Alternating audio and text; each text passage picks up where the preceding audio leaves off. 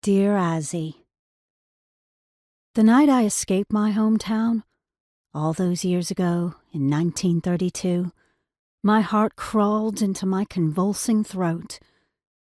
It was November 1st, after Papa and the townsfolk planned the All Hallows Eve sacrifice. Me. There must be no point in speaking to someone who's been gone for 15 years.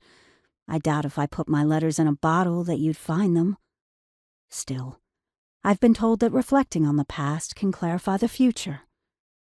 Here is how I fell in love with you, and almost died. Not in that order.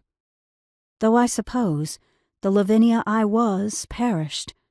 I sacrificed her and what she loved, a quiet life with her 2 odd sons.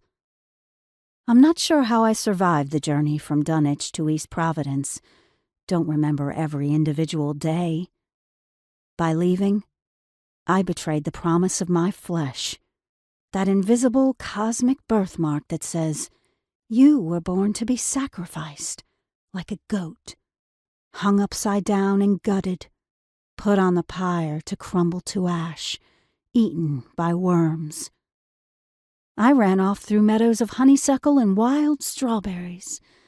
Whippoorwills promised to follow me, and, as a hummingbird drinks nectar, suck out my soul, as if that was a worthwhile bounty. To my shock at the start of my escape, the little bird's devil lullaby faded. And as I write this, I can't help but laugh myself to tears again. My ribs hurt, nicked and worn down by 36 years. All my life, I was told I'd hear their warbles until my last breath.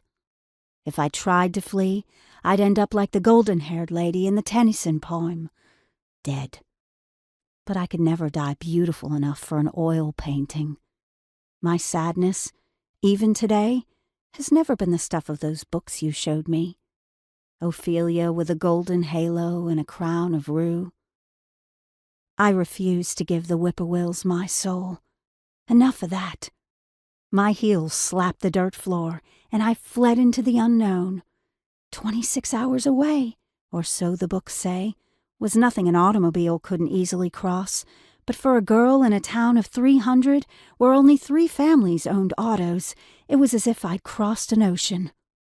For days, many deliriously sleepless, I jaggedly went southwest of my childhood hills and mired through briars and frosty wetlands until, no surprise, I ended up in more wilderness.